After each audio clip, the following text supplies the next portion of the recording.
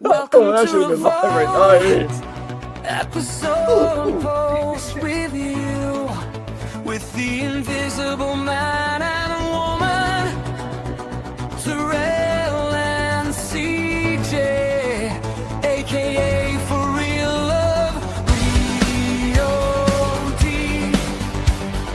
Wrestling Hub and Coach, FCH,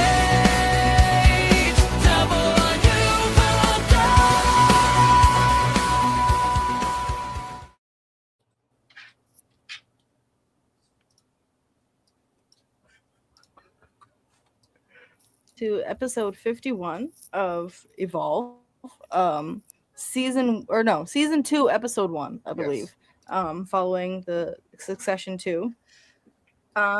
We started off strong with the town hall, but before we get there, let's let everybody introduce themselves. Let's start with Alex Coquito, and then EOD, take it away. My name is Alex Coquito, one half of the Evolve Effect with EOD Wrestling Hub 33. That episode is coming out now. We have to talk about a certain person that probably lost his way during drugs. But other than that, clockwise, EOD, take it away. Hey, I'm the end of day 33 or EOD 33. Happy to be back again on a Thursday night. EOD, you sound far away. You sound like a. What You about sound like now? as if I took it. Oh, wait a minute, hold on.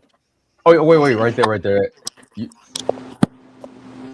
sound like Okay, I what just about now? took a. Yeah, you All sound right, good. unplug. At first, you sounded like I just took a shroom. What? That's Hey, her you fiance. already- No, because like at Already. first, no, it sounded like. At first, I thought I just heard like a soothing, like a very soothing voice, but like it was far, far away, and I was trying to find it. That's what you sounded like. Dang. As a Luke Christopino segment. Oh my god. That's completely different. Oh But my anyway, god. but I'm glad to be here on a Thursday night. So there you go. Okay. All right, next up. Hear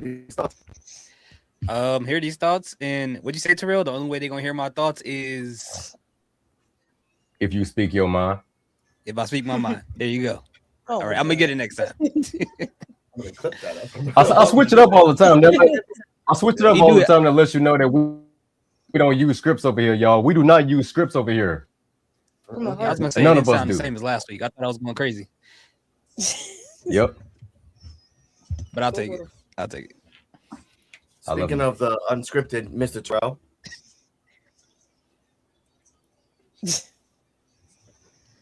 Oh, okay.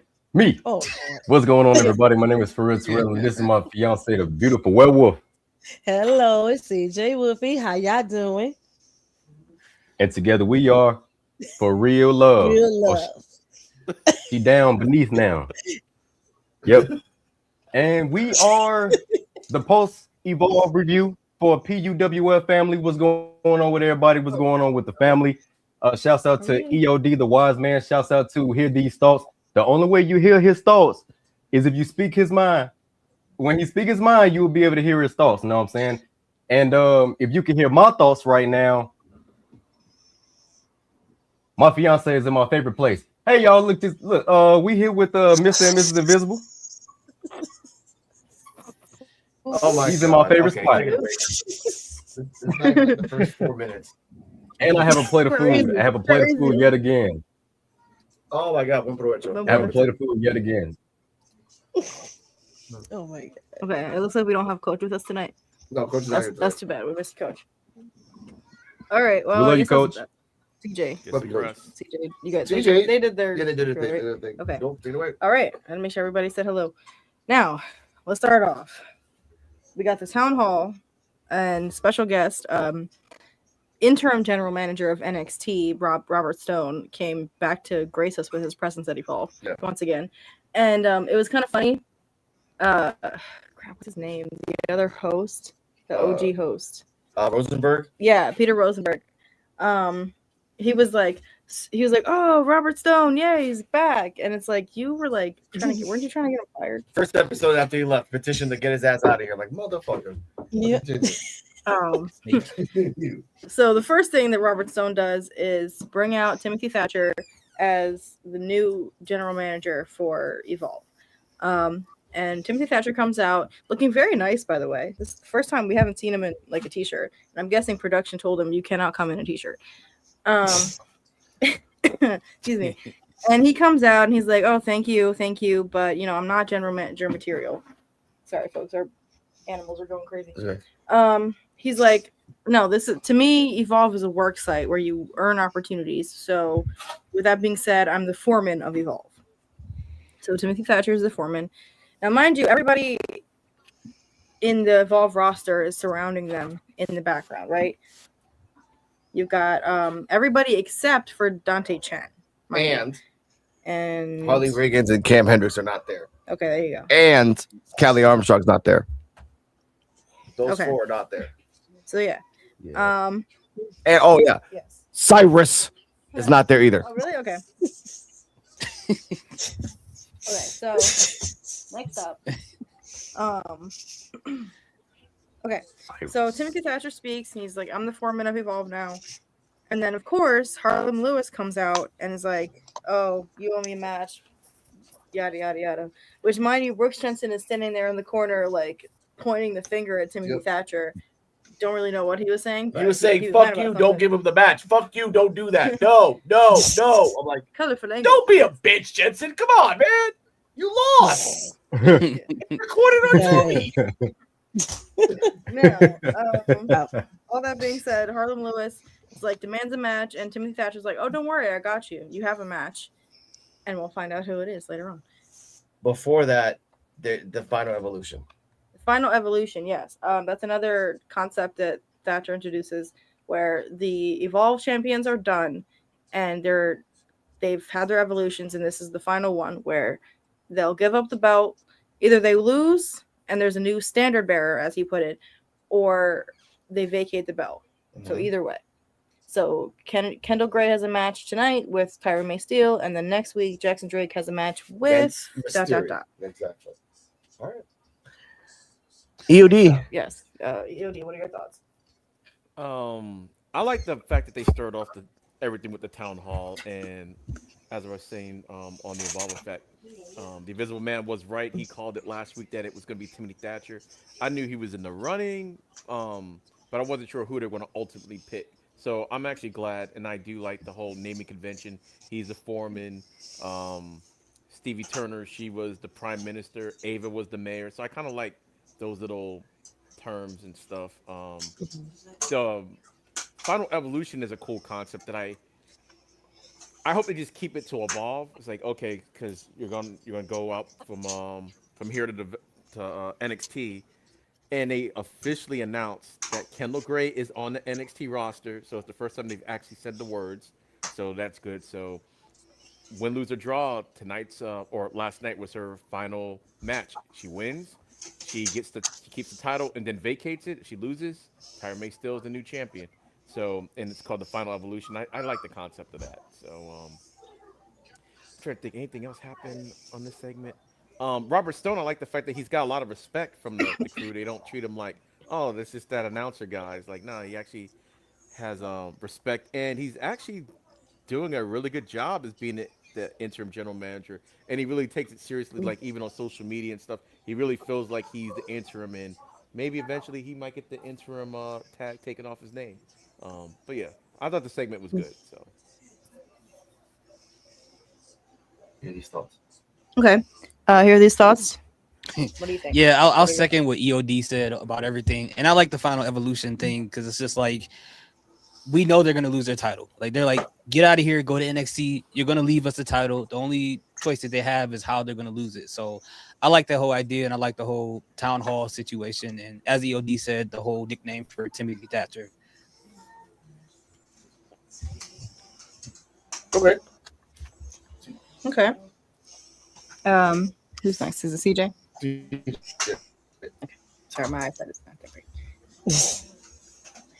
But yeah, I like it too. I like the start of the show. And yeah, I actually saw it was rumored that he was going to be the general manager of Evolve, but I didn't know it's probably going to be actually true. But see, now it's true. So it's good for him to take control of Evolve, which he was part of in the beginning when he was starting at that as well. So yeah, it's a nice little startup with him. So yeah, I like it. Okay. And Terrell? I like that he switched it up from general manager to foreman, kind of keep that tradition of each general manager kind of like having their own title the way y'all had talked about it. So I thought it was dope. I really like it. I'm glad that he is the one that they believe in, Sean and Robert Stone, because I feel like Timothy Thatcher does deserve that. He deserves to be the one to go around and look for talent, scout for talent, and different things like that. I think it's pretty cool. So yeah, and like we said, we're in a new phase of evolve now. So it's all about evolution, and let's see where everybody starts in the beginning of this season of evolve and see where they in. I like it. I really like it. Okay, this is my turn, and I have a lot of things to say about this. One, I love that Dante Chan wasn't there. Like, I don't give a, and you're the gatekeeper, and you're not even at the town hall. You a bitch. One, two. Brooks Jensen being the only one being against Timothy Thatcher, because Thatcher's like, I don't know if I want to be a general manager, and they go to Jensen's face. Yeah, he doesn't deserve it. He actually said that. I'm like, that's messed up. Two, three, ladies and gentlemen, we haven't had a studometer in a long ass time. You know why we haven't had a studometer? Because it just happened during the town hall. Let's press that button. If you're not tan and jacked and ready to attack, or if you are weak and pale and ready to fail, then this is not the place for you, cause it's time for the stardometer with its gun.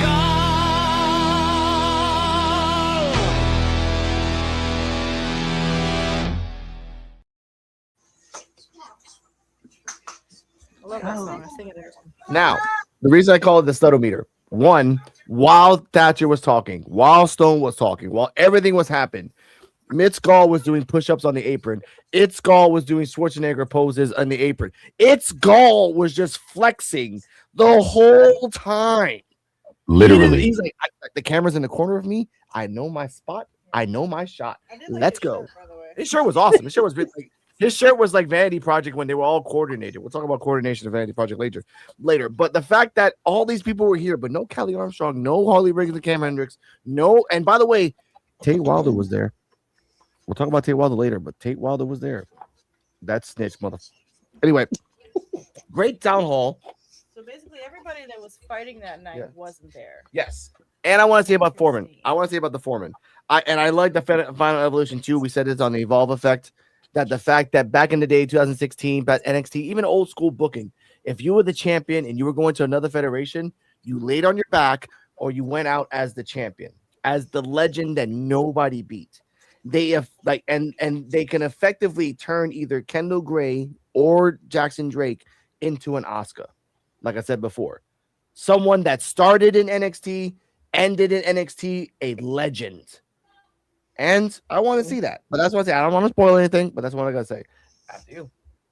Yeah, I guess that's it for the town hall. I mean, I don't really have much to say on it. So yeah, moving forward, we have the first match. I believe there was a promo after that, right? It was the final Kendall Gray. Oh yeah. Kendall Gray promo backstage when she's lacing up her boots. Yeah. So she's sitting down, lacing up her boots, and you know, she just you do that. You're good at this. All right, I'm gonna imitate Kendall Gray without the cake in my mouth. I know Tyra May Steele is a beast. I know that she's the only one that can beat me on the mat.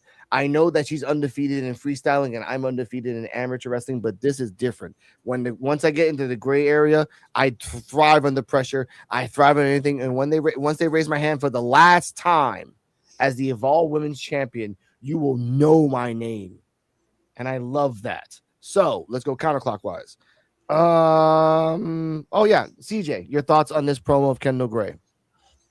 Yeah, it was a nice little promo, especially being her last promo. It was good, and not seeing Ren with her was kind of odd.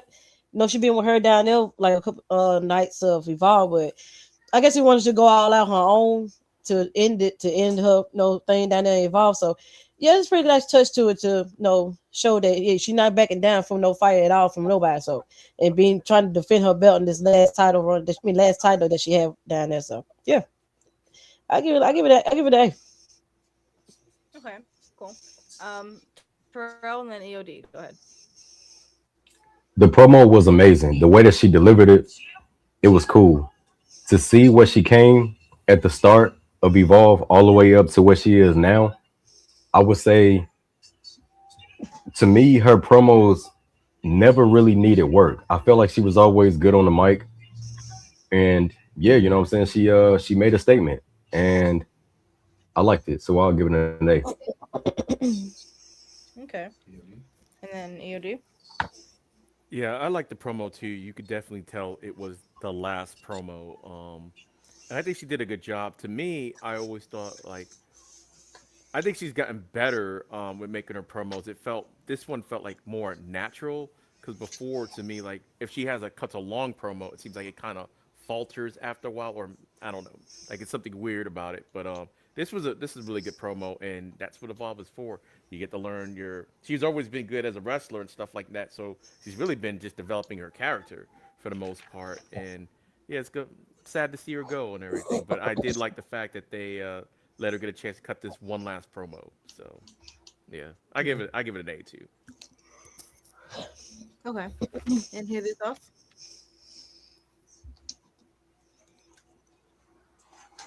You're muted, I think. Oh. Yep, you're muted. Yeah, he muted. Oh, can There you you hear me now? Okay. Yes. I don't know how that happened. So I love that promo, and that's like one of the many things I do love about Kendal Gray is when she cut these promos like this. Not only you can tell that there's confidence there, she seems so natural with it, and you can tell that she does really have confidence. Because other people who try to cut these promos like I'm ready for whoever, I want to fight the other person, it don't really seem believable. But with Kendal Gray, it seems 100% believable, and we all know she could back it up. So I think this was a great promo for her last show. Okay. Oh yeah. All right. So yeah, I mean, for this, I obviously it was a little bit it was a little sentimental. This was her last backstage segment. I mean, we've been here since day one. All right, sorry. Everybody who's been watching Evolve from day one, has seen her evolution. No pun intended. No pun intended. So it's really cool to see that. I was a big fan of it. Alex, any thoughts? Me and EOD talked about this earlier. Like once she said the promo, I had doubt. I'm like, is Kendal gonna lose the belt like the Tyra? And when we get to the other promo, like it really made me doubt it a lot. But I do like that both these people understood the assignment, talked sincerely from the heart, and then when it's time to hit that switch, turn it on. And Kendal, when her promo started, she turned it on. And I love that about her. And also, it's true what Hear These Thoughts said. You can back it up. You've had every match under the sun in Evolve. Most of them have been with Wendy. So you can take the criticism, oh, she's not a good champion. Bitch, go back to her fucking like her wrestling hat. Like, come on. I've heard no one say that Kendall's not a good wrestler. You know why? Because she can back it up. And I love that about her. This promo proves it. Go. That's all I gotta say about that. All right. Take it away. Okay, so next up after that was the first match, which was Harlem Lewis and his mystery opponent, Sam Holloway. Yeah. I wasn't I guess he was on LFG, right? Sam Holloway? Sort of, yeah. Or he just disappeared for a while. But yeah. So in terms of this match, trying to bring up the details. One of the highlights was Sam Holloway did a 6-foot drop kick to Harlem Lewis's face. That was amazing. And this was definitely a power match. It was a little humbling for Harlem Lewis, but he still took the win. So yeah, I mean, you're more with the technical details if you want to go into that. And then Terrell, take it away. Okay. I'll say my thing first.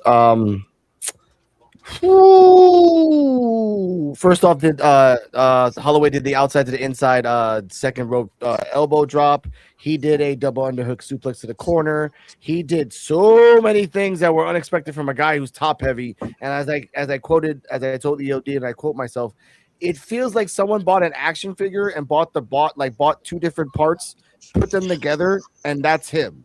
Like that's how I see Sam Holloway, like super muscular on top, skinny ass legs on the bottom. But the fact that he did a Jamar Hampton drop kick isk, like somewhat the same, I'm like, holy shit. A for me, Harlem Lewis was a baby compared to Sam Holloway, and I loved it. The guy that we love to say, Man. I kill people, I beat up people for money, was the baby in this match, and he won barely with a jackhammer. Good for him. Oh yeah. La-di-da. Sam Holloway should have won. Hashtag Holloway is my way. All right. Anyway, Terrell, you're up. I would say for the first match of the night, Harlem Lewis versus Sam Holloway was definitely more fast-paced than Harlem Lewis versus Brooks Jensen. I can say that. It was still a hard-hitting match, way hard-hitting.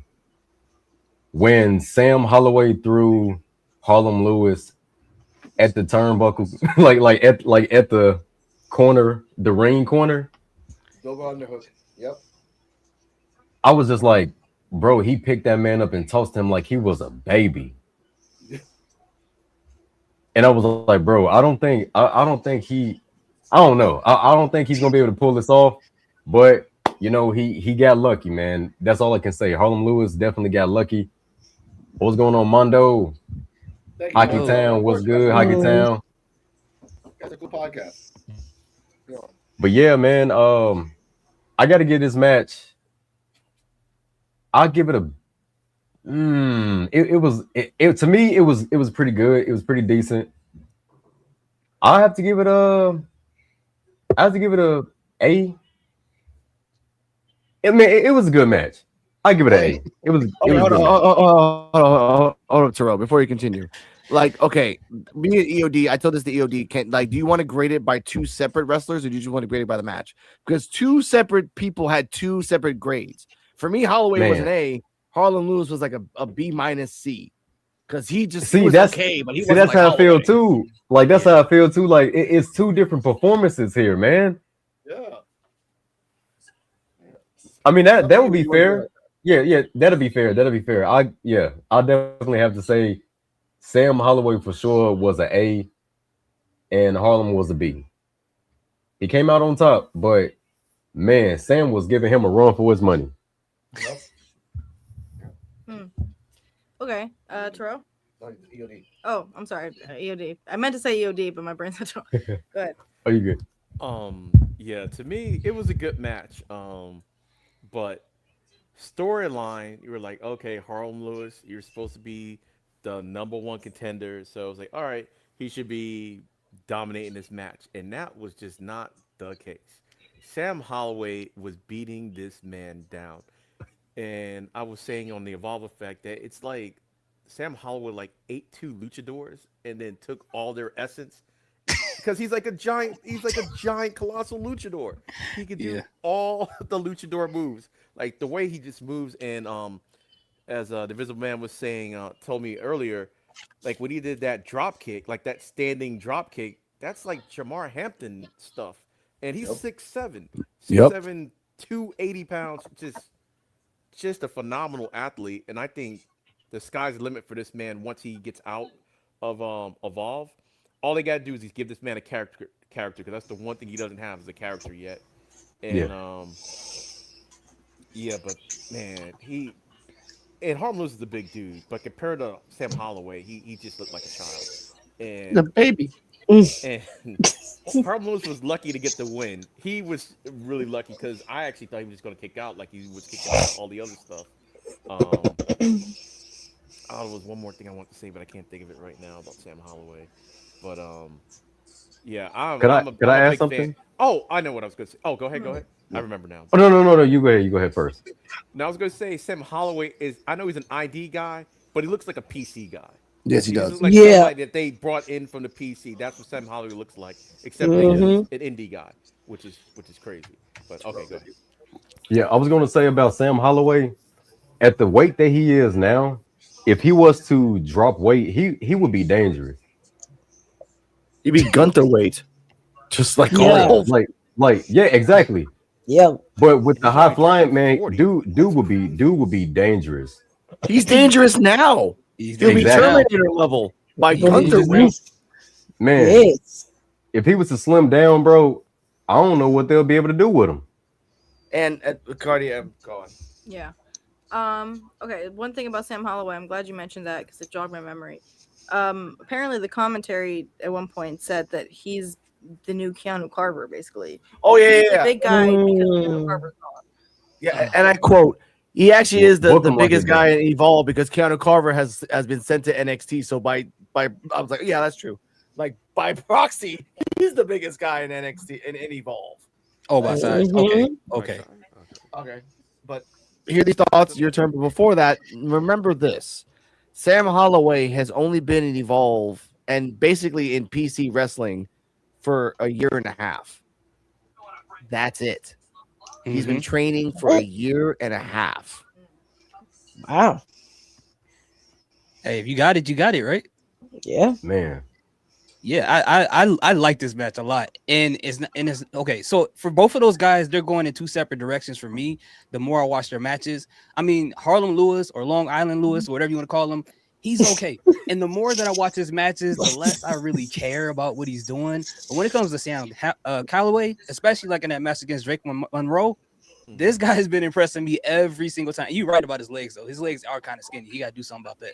But as far as his in-ring ability, like he is just like he's like a Kano luchador. That's what he looks like to me. And every time I see him in a match, this dude is killing it every single time. And it's like I almost want to see the title on him more than I want to see it on Harlan Lewis. I know what they want to do, but I kind of want to see it more on him than Harlan Lewis, to be honest. Because the matches he put on, man, they're great. He could work with pretty much anybody. Mhm. Yeah. I want to add a couple one thing before we continue and Cardiam takes over. Like just again, Sam Holloway for some weird reason has just piqued my interest as a guy. And I like the comment that Hockey Town says Sam Holloway put all his stats into high flying. No, Sam Holloway put all his power. No, Sam Holloway put all his stats into power, but by the consequence, he had to make everything upper body. Like what's that toy? Okay, EOD might remember this. What's that toy back in the 90s where you can like stretch him and pull him all the time? Like Stretch he looks like Stretch Armstrong. Yeah. yeah, he looks like Yeah. Flex Armstrong. He doesn't have the muscles yet, but he has like the body part first. He's missing the arms, but the body part's like, dude, what do you eat? Do you eat the same thing as Yokozuna? Like, Yeah, he got a is big that core. what you eat? And you lost weight? What? That is crazy. That's the scary part. As Terrell said, if he goes down to Gunter weight like 250, let's say 255, he's 6'7", 255, and he can do drop kicks. Can you imagine if he was in Luchador for Oh I my mean God. AAA for a match? Oh my god. Oh my god. I need Man. that. I need Him versus that. Cartwheel is going to be a match. It's We'll see that always- later. He could be like the opposite of Javon Evans, where people underestimate him because of his size. Yeah. But then he can like If he does a 450 on the top like the Big Show used to do back in the day before they banned his ass, yeah, it's over. Wrap that shit up. I remember that. Wrap it up. Man. That was so dangerous. Yes. It was fun. no, I believe it's CJ's turn. Yes. Yeah, I like the match too. And yeah, Sam Holloway is something else. But yeah, I actually thought he was gonna win this match too. But yeah, I think they should probably Harless is good, but they probably should get some focus on Sam Holloway as well. It to the future, really. But yeah, the match was good though. I get a match, it's like a hard hitting match, so I get a match of B+. I said Sam Holloway would have won. Yeah. Yeah. Again, we're gonna recycle all the wrestlers now. We'll talk about that later. Like these everyone that was outside -4 are gonna be recycled in a few weeks, ladies and I'm gentlemen. gonna be looking at their storylines harsh. Man. but that's I don't know what they need to do with Harlan Lewis though. I don't know. Like for me to care, I don't know. Yeah. No, I can't figure it out. We'll talk about that. You'll care. Okay. Like, I think I know where the storyline's going, but we'll talk about that when we get to that segment when he says Gotcha. a certain person says something else. Oh Gotcha. yeah. I know. I agree with CJ. I'm gonna give this one a B plus. Did you give your rating? Yes, I gave a C to Harlem Lewis because he was a big baby and he lost his bandana. And Holloway. Yeah, you saw when Holloway. his bandana. You saw when his bandana came off and he tried to snatch it back up and put it back. Come on now. Yeah. He was so sad. He's like, I can't put it back on. My power. Like, no, let it go. Your ass kicked. I'm like, bro, Respect this. you in the middle of you in the middle of a pinfall. Try to kick out. What are you doing? I'm saying, like you got a ball spot on you or something. Like you think you got a ball spot or something.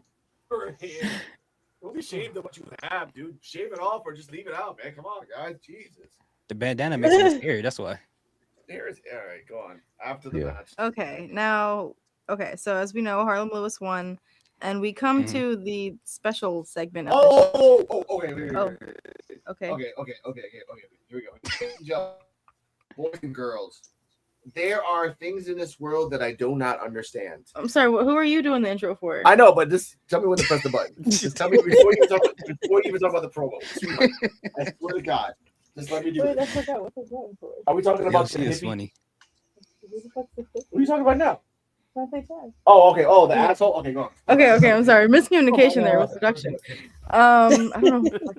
Anyway, now Dante Chen comes out. That was not how I wanted to. We have a button for that too. I'm sorry, guys. Here you go. He's not Liu Kang. He's Actually, not I'm not Reptile. even in He's not anyone on that chronological roster. He's not nobody on Street Fighters. Dante Chen is not nobody on Taken. He's not even nobody in Resident Evil. Okay, he's not even a zombie in Resident Evil. He is nothing. He don't exist. He is just matter in this world that should not exist. What is he? Alex took the lead again. Don't mind him. Okay. Now listen. Oh my god.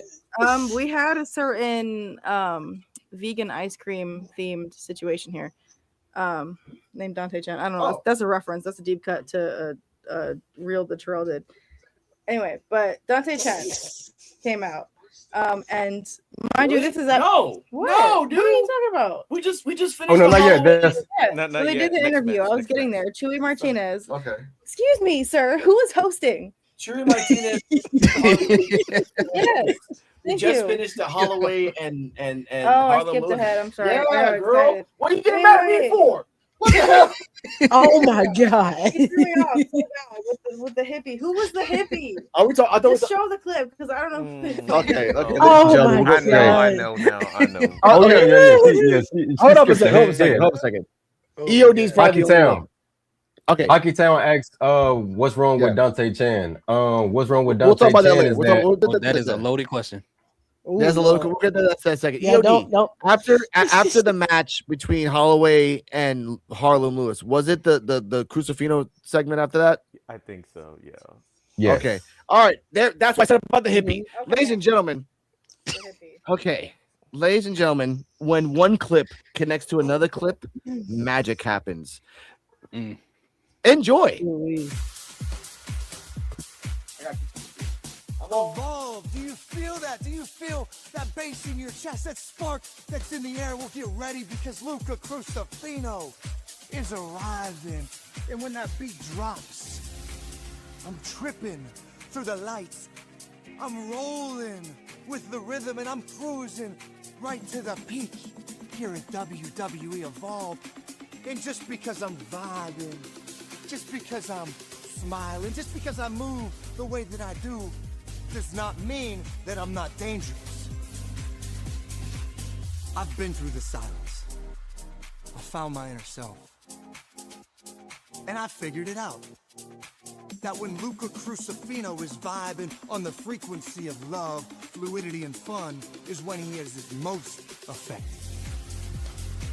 On this mode, nothing can fracture my inner peace or kill my vibe. My opponents start seeing colors that they didn't even know existed. I live for the drop and I thrive off the energy of the big moments. I relish in the euphoria of the crowds, and when Cruz begins to rise, all my opponents' heads begin to spin, and I'm ready to make Evolve revolve around Luca Crucifino.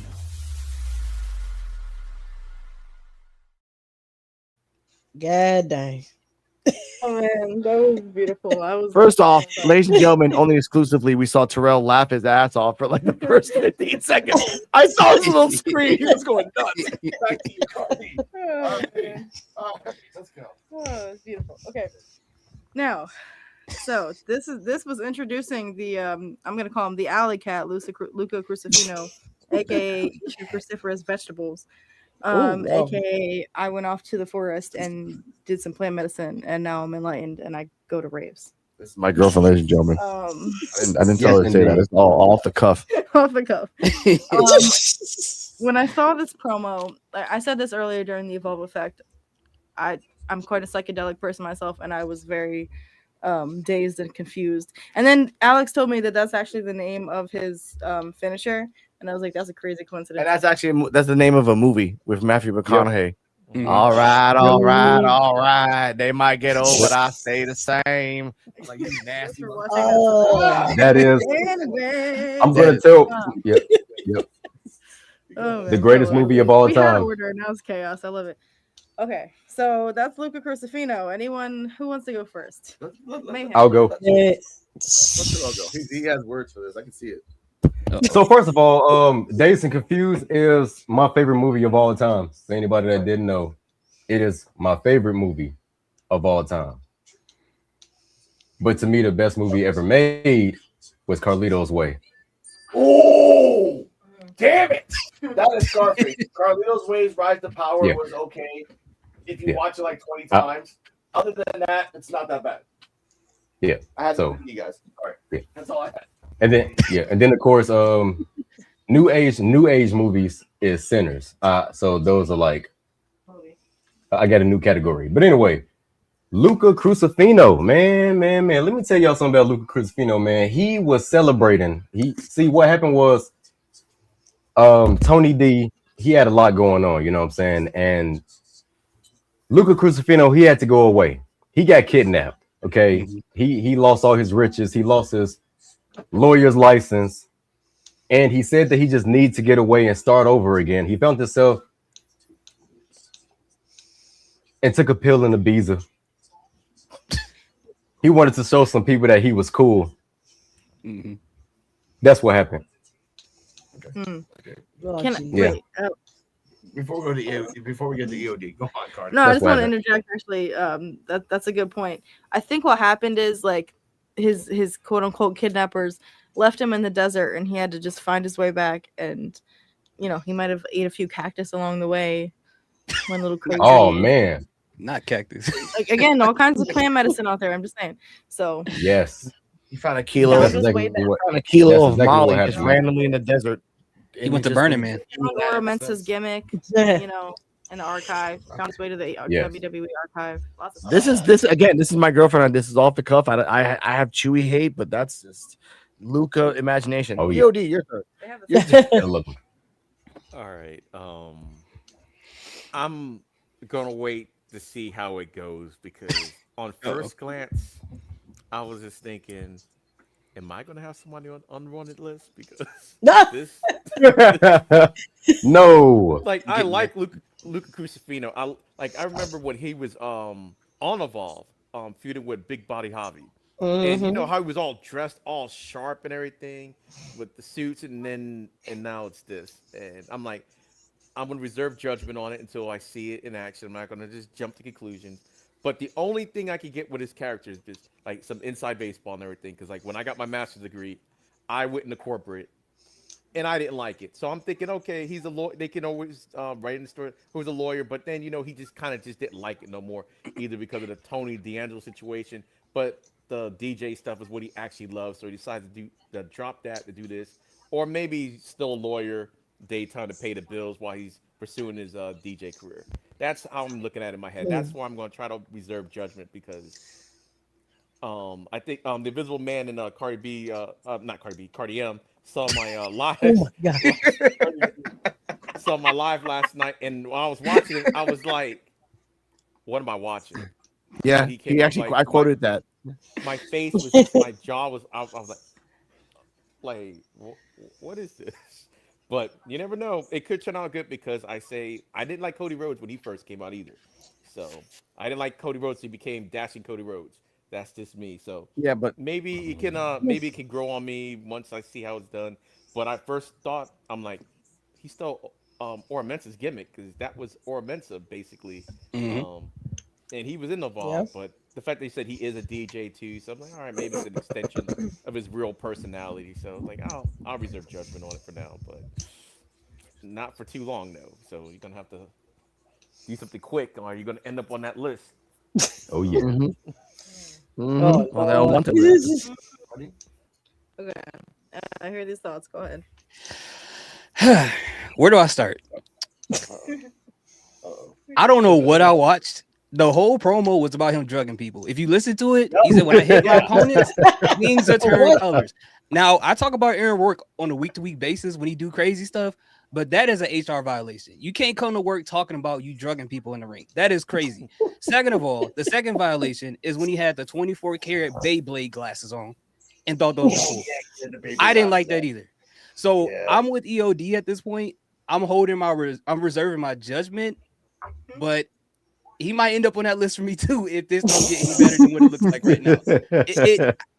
It looks like the most exaggerated version of a neo hippie I've ever seen in my life, ever. Oh yeah, but we'll see what happens, man. I'll wait and see. Crazy. Okay. I have my thoughts on this, and then CJ and Terrell can go.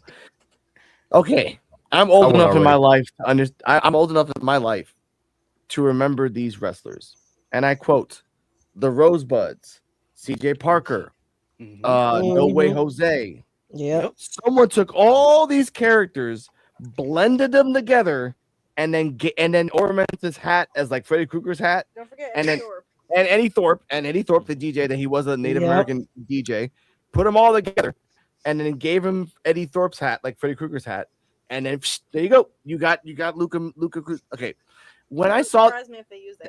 I'm sorry. No. What AI? That's a He's good an point. AI person now. He's not real anymore. If this was like an AI generated gimmick, and that's why it's so outdated. No, it's not outdated, Very, dude. How can AI accurate? No. This is a person that has taken maybe 2 or 3 Molly, listened to 1 or 2 or 3 specific songs in a rave, and then opened himself up to the universe. That's what he is right now, ladies and gentlemen. It's creepy, but it's cool. And I want to say this. Yeah.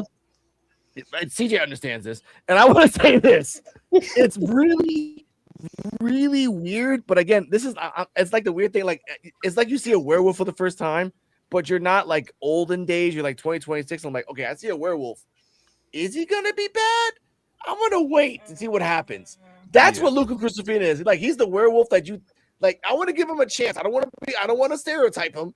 Like I don't want to do that. It's more like he's not the werewolf. He's Red Riding Hood. I'll shoot that bitch. It was tripped out though. I ain't gonna lie, it was tripped out. It was tripped out. It was a tripped out venue because I thought I was tweaking when I was watching it. Yes!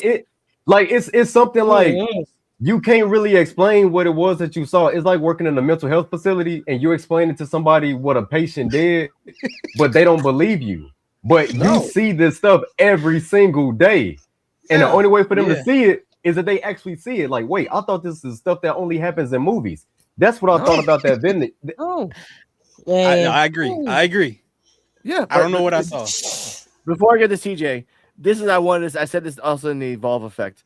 They did the whole like backstage segment of Luca Crusifino, the same exact place where Tyro has been talking to PJ and everyone else in the back. There is no special place they did this. They just put some special lights in the background, and also they wasted money on Luca to the point that they bought that weird light platform for him. Hey, that wasn't AI. That was light platform. You don't know. That might have been his.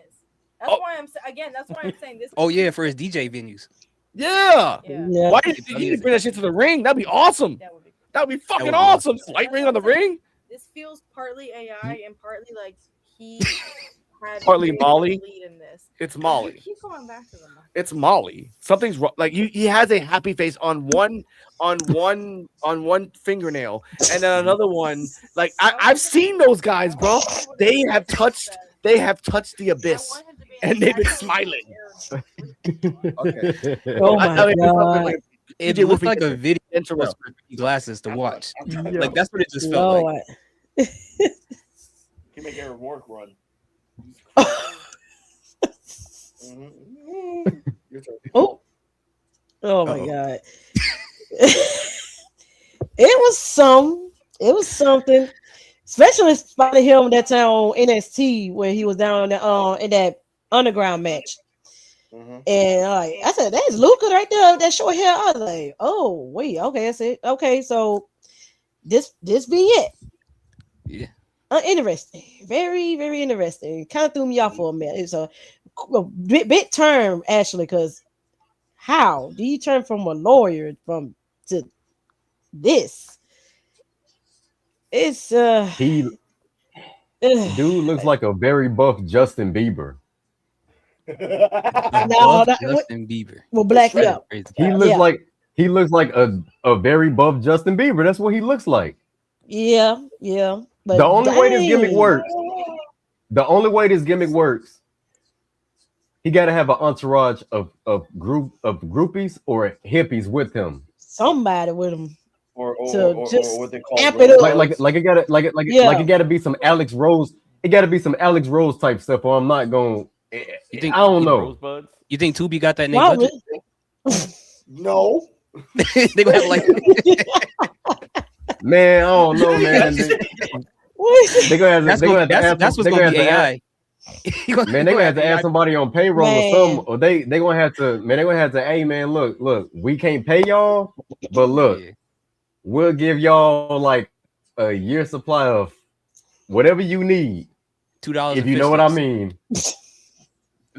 I'm saying every appearance we'll give you 10 grams every appearance you make on Evolve. Wait, just like we'll give you 60% stock on Tubi. What? Yeah, it's free. It's a good investment. We'll pay. No, it's not. Like, bro, man, for real. Like, that's the only way the gimmick will work. He gotta have an entourage with him, bro. Like, WWE offer them something, anything. Offer them a medical marijuana card or something. Offer them something. I bet you they'll do it. Like, but that's crazy. That's crazy. I bet you they'll do it. But like I said, he gotta have a group. He gotta have some groupies. He gotta have some groupies, or he gotta have like just a whole bunch of friends, just like, yeah, hey Luca, finna get in the ring, Luca, yeah, like just amp him up or something. But that's crazy though. It's a. I wonder what his music. I wonder what his music gonna be like. I wonder what his music gonna be like, man. Some bump step looking. Probably the one rave. Yep.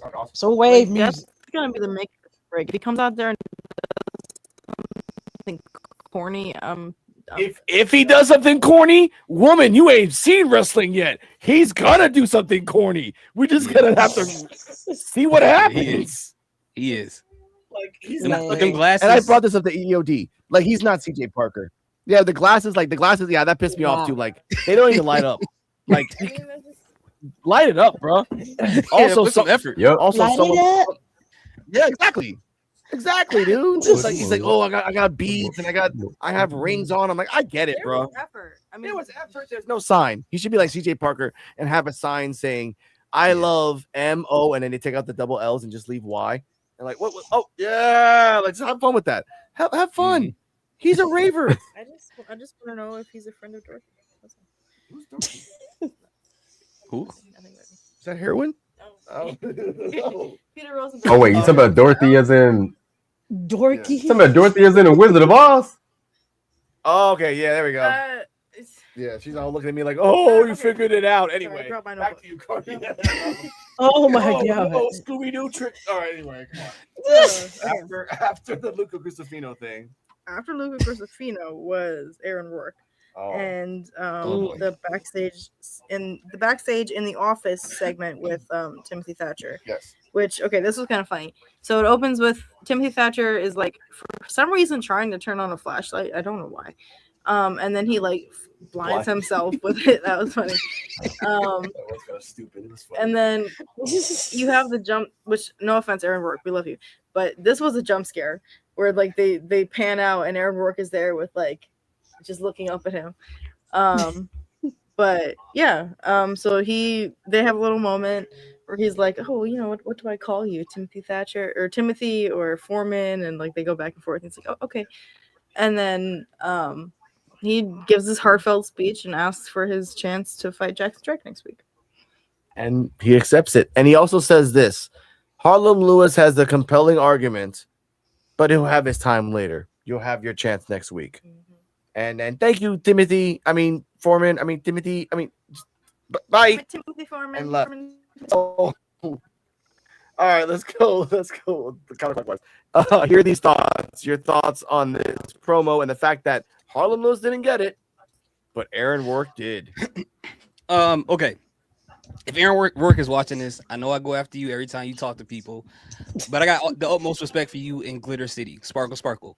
But this whole situation he had with Timothy Thatcher, it was cool, but I felt like the heartfelt speech was way too long. It just felt like it was like he won an award and he was just giving a Grammy speech because he kept like pausing and talking and pausing, and it wasn't terrible, but I was kind of doing things as he was talking, and I'm like, wow, this guy is still talking. Like, and we find, and I didn't think we needed that much of a heartfelt speech to get to what he was trying to say.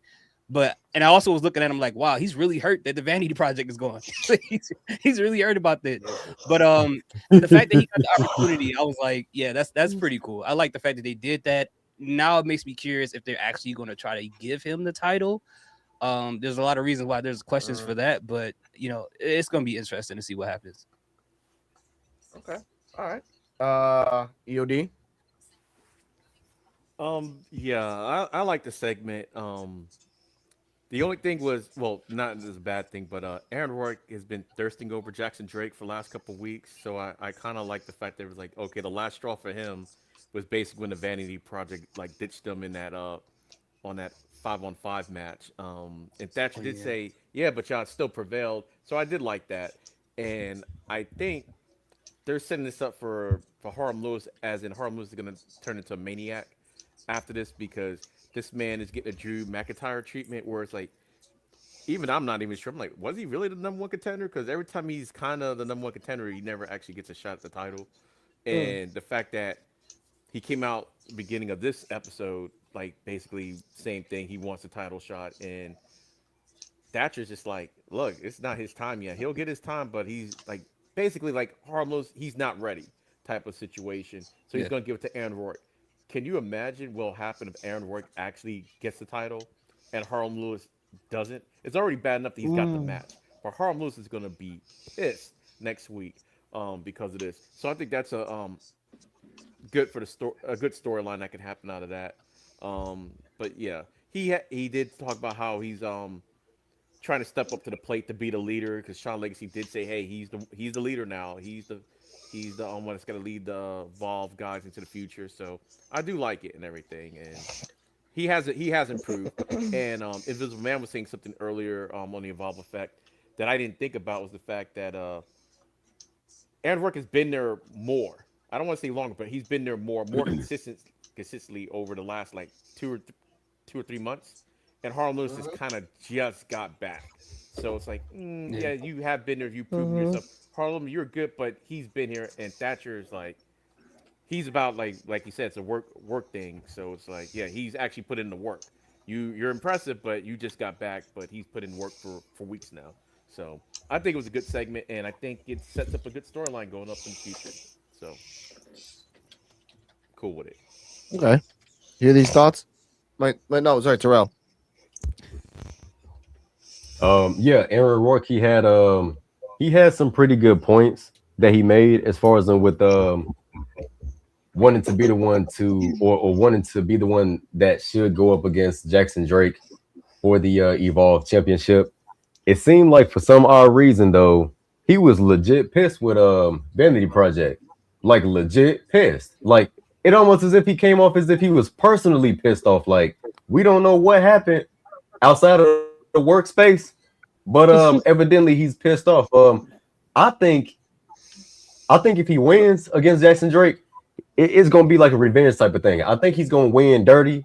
He might hit him with a low blow or something. We don't know what happened. We don't know if Jackson Drake dissed him or if he missed a phone call or something.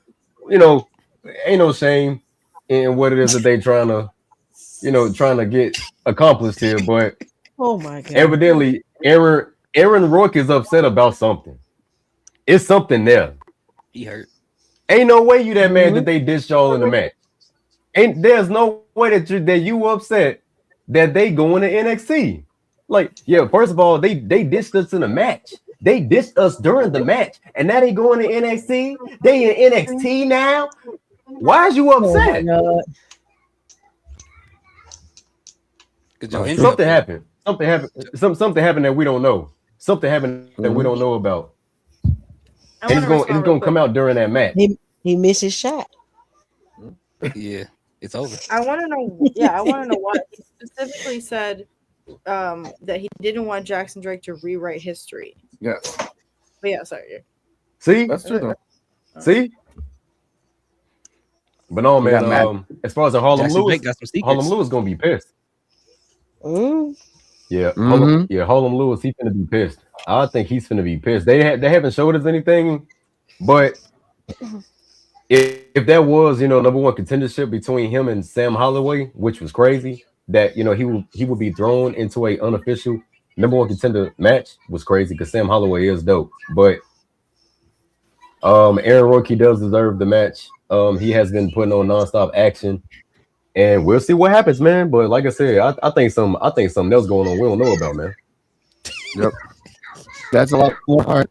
That man is mad. He was legit mad at them. He was.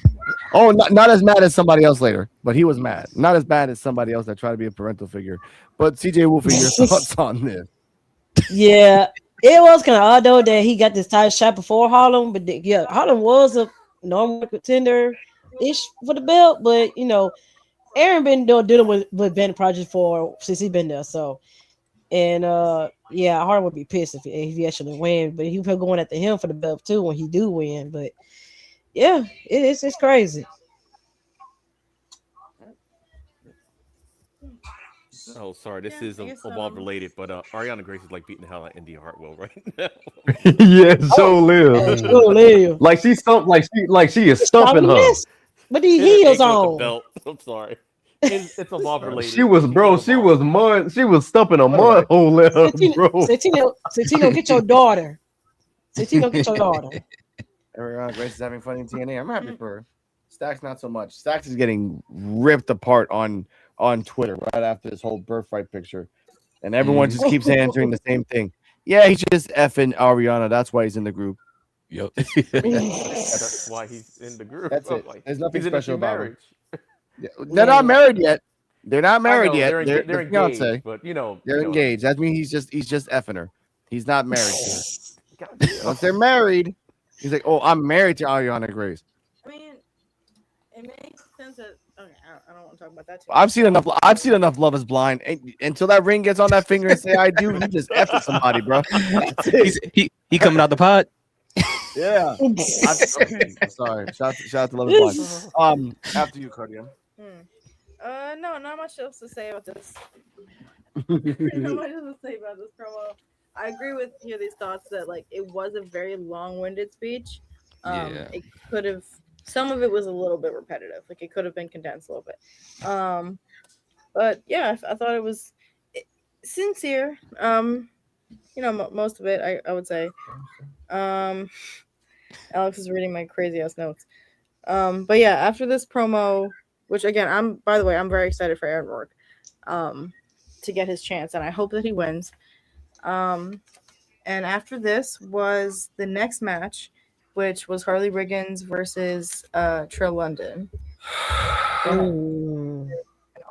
This match lasted 3 minutes 35 seconds. Harley Riggins did 3 exact moves. He did a drop kick. He countered an elbow. He chopped Trill London on the top ropes and did his TKO finisher for the win. Trill London did 7 moves. He did a whisper in the wind. He did a couple flips back and forth. Cam Hendricks distracted Trill London, and that's why Carly Riggins won in his first ever singles match. I want to put that out there. This is his first ever singles match. Good for him. Not like it's Gall where he didn't win his first ever singles. Anyway, we love you, it's Gall. Also, they said that Tate Wilder was escorted by Thatcher because he was not medically cleared to be in the ring. Therefore, saying that that's why Tate Wilder wasn't there. Because it would make sense that he would pop out at the match and say, "I'm going to kill you guys respectfully." Because I'm Tate Wilder. I'm a referee snitch. But connecting all this together, post-match, Dante Chen comes out like a concerned father. Hey, I'll have none of that. And I'm connecting all this together because I can crap on somebody that's talking to Cam Hendricks and Harley Riggins post-match. I'm not going to say his damn name. But Dante Chen comes out. I'm not against the ID prospects. You are a disgrace. And I love that Harley Riggins grabbed Cam Hendricks' chest and kind of told him in his ear, "Hold me back," because he was trying to go around Cam Hendricks, and then Cam Hendricks was not gonna he didn't understand the assignments. He's like, "Oh shit, my bad. Oh, I'm gonna hold you back. Mr. Chewy Martinez, who has a zipper on the side of his jacket because that's where he hides his Mike and Ike's, is saying, "Hey y'all, we're gonna see y'all later, but later, bye y'all," and that's it. So I can say a lot. Bro. I can say a lot more. Why you sound just like him, bro? Why you sound just like Chewy, bro? I know. I'm sorry, but I will say this: I liked his shoes. They were really colorful. That's it. And everyone's expecting me to say something nasty. No, I actually liked his shoes. I did. I did say when I saw this the first time, I like that he's wearing the number 87. The times that he's actually walked around on his own 2 feet in all of time. Oh my God. Oh no, it's okay. Like 87 in all of time. The weight of his left leg. Okay, like that. I'm just saying. I can go on forever. 87. Oh the my times, God. The times that he looked 87. The times that he looked at a vegetable but never ate it. Okay, I can go on forever, you guys. But, oh my God. 87. The times that he went upstairs throughout his whole life and never regretted it and learned what an escalator was. Oh my God. But here are these thoughts. Your thoughts on this match and post-match, and Chewy being a lazy guy who can't keep saying y'all too damn much. There you go. I kind of want to see what happens if he goes on Ozempic. I want to see what kind of jokes Alex come up with at that point. Oh, That'll be interesting. That'll be interesting. But the match itself, like you said, it's not really much to say about the match. It wasn't really that long. Good for Trill London. No botches in the match. No disrespect to him. I know that's what Coach pretty much pays attention to with him.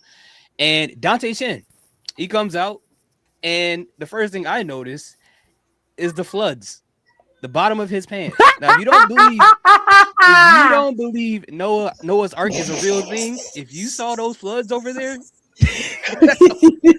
that's all you. I'm like, bro, just wear shorts at that point. It was crazy, bro. I saw his whole shin. But him coming out saying what he said, it was kind of like baffling. It was kind of like just baffling, but I don't know, man. I don't know. I love Harley Riggins though. I really do. I think he's hilarious. He's like the best like sidekick you could have in like wrestling. But overall, everything was cool. The match was just okay. Nothing really crazy happened there, and yeah, that's it. Oh my God. Here you go. EOD, your turn. We talked about this in the Evolve effect. Your thoughts on the match, post-match, Dante Chen coming out like an angry father, his father possibly being there watching himself in the mirror, seeing his son turn into his father. And the fact that Harley Riggins, when he came into the ring, did the Velveteen Dream hump the floor entrance. Before that, like he did. I like the entrance because he came out. I said on the Evolve Effect. He came out looking like 2000 Triple H. Yes. He came out. He did the spit and everything. It's like we got a little bit of. We got Cam, who's supposed to be a variant of The Rock. We got Mhm. Baby Orton, who's Miles Moore, and now Miles. we got Baby H, because he looks Baby just like we H. were always saying like the other one looked like Priestley looked like Diesel. He kind of like a Triple H. He really looked like jean jacket Triple H. The hair was all wet and everything, and I liked it. Yeah. And Riggins over the last couple of weeks has grown on me more. Like even though I liked him before, but him and Cam, they just have like a natural chemistry with each other, and I just like their interaction. I hope maybe they become a tag team, or well, at least we know they're affiliated with each other in any event. But the match was just, it was just a match. And it was good that Trill didn't have any botches. I gave the comparison on the Evolve Effect that Trill London kind of the way he wrestles in Evolve, it's kind of like he's an AEW wrestler, but they're trying to let him learn how to be a WWE wrestler because he can do all this crazy stuff to but it's kind of wild, so that's why it kind of botches and stuff like that. It's like, okay, you could do some of the flips and stuff like that, the crazy stuff, but you can't do it too much and more controlled. So when he's doing it, it's like, oh, okay, but it's not going off the wall with it. Like, say that for a PLE or whatever. So I did like the fact that he was able to control it a lot more. But yeah, Riggins, he kind of won because Cam kind of interfered a little bit. And yeah, that was about it. It was just basically just giving a shine on Riggins, which I like. The ending, well, after the post match, with Chen coming out, I guess it's just something for Chen to do. They are calling him the gatekeeper, so I guess that's an official title for him. I guess he is the gatekeeper. I still remember when Lexus King was the gatekeeper, but we haven't seen him back on the show since then. But it's okay because it gives a showcase for Cam. I think Cam is probably going to beat Dante. That's just my opinion because it looks like they're trying to build up Cam Hendricks a lot. And it was funny when he was like, yeah, hold me back. And I did like that. And Chewy, because the thing we talked about happened technically before this. I did like his segue, how he segued it over to Timothy Thatcher's office. But y'all know, I guess I'm the person that doesn't really, I don't mind Chewy and stuff, so I don't really have anything bad to say about him. I know it's kind of weird because I know everybody says something bad, but I really don't have anything bad to say about Chewy. I never do. I kind of Not everybody, but no, you about to CJ, nice to you him. about to say something? No, everybody. No. I'm not gonna say anything about Chewy anymore. He knows what he did. He knows what is wrong with him. He knows what he can do better. That's all I gotta say. Stop saying y'all. That's one of them. But that's hey y'all. Y'all. That's all I have to say Knock about the y'all. match and everything. What's up, y'all? It was okay. What's up, y'all? Evolve, y'all. Showcasing Riggins, and I think it did what it was supposed to do. His thing after 51 episodes. His thing after. Okay. This is your show. I forgot. This is your show. This is not my show. One thing I wanted to mention before I forget. I noticed at the beginning in the town hall, there was a man behind Aaron Rourke who, you said he was wearing, his outfit was a Filipino flag. I didn't notice that. Yeah. That's cool. But to me, I'm like, that looks like Dante Chen's dad. Yes. What are you guys' thoughts on that? Do you think Dante Chen's dad was in the crowd? Was he proud of his son? So. Wait, Dante Chen's Filipino? It probably wasn't. I thought he was from Singapore. That's what I thought. Yeah, he's from Singapore. That's a Filipino color. That's a Filipino shirt. Oh, my bad. Yeah, it's the Filipino. That's a Filipino flag. Singapore flag is totally different than the Filipino flag. I wasn't peeping the flag. I mean, he wore the flag as a jacket. That was his jacket. He was it's a Filipino flag. Oh, cool. Flag aside, I thought I was speculating if that was Dante Chen's dad, and I don't know. I like the Dante Chen promo, or not the promo, but the interference, I would say, where he kind of plays into the I hate to say the Asian parent stereotype. If he leans that direction, where he's kind of a strict leader and takes on a apprentice or something, I don't know what am I doing. I have to say this. I have the inner Terrell is speaking onto me, and he's saying to say this. But first off, that's not Dante Chen's dad. Dante Chen's dad has to be proud of him to actually be there to actually say I felt it, Terrell. I don't know. I felt it. Oh my god. Is this what you feel? Is this the power? Oh my god. And Terrell didn't crack a smile. That's how you know he agrees. He's like, That's great. God. anyway. Okay. I don't know All why I right. felt So, that. okay, everybody has spoken about that. Yes. Now, after that was the Tyrus Wait, I didn't. promo. Yeah. Huh? But I haven't spoken said that? about the match or anything. oh, my bad. Terrell, go on about the match, post match.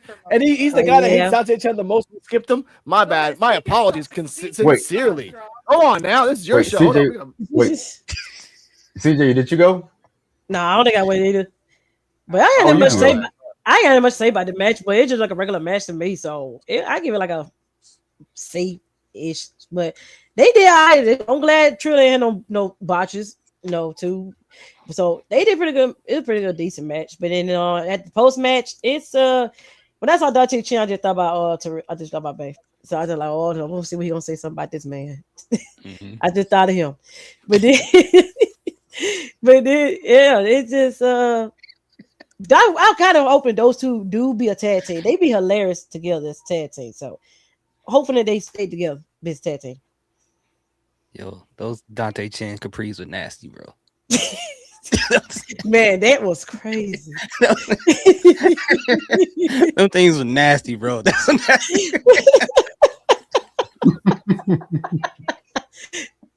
Man, I was like, wow. I was like, okay.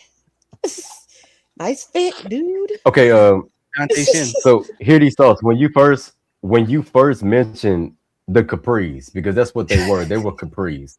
Yes. I was sitting here thinking about that the whole time. Like the whole time we talking about this match. That's all I could think about. When Yeah. Cardian was Oh talking my about the God. match, I was listening, but the only thing that was on my mind was those capris that you had on Dante Chen. I'm talking to you, Mr. Dante. Well, first of all, the match was good. Trill London, his performance was great. I can't say that. The 7 moves of doom, but they didn't, help him win. Because Harley Riggins and Cam Hendricks had the better of him. So I can't say, I'm a big fan of Cam Hendricks. I love Cam Hendricks. Yeah. Harlem Riggins, he's dope. I love their work together. It's crazy. That's almost as if the power trip was The Rock and Triple H instead of Stone Cold and Triple H. So yeah, that I love it. I love what they have going on right now. They was speaking on Harley Riggins' singles run, what was first singles match, and he did good. It was dope seeing him in the singles match. Even though he didn't really do as much, but it would be dope to see him up against a more competitive opponent.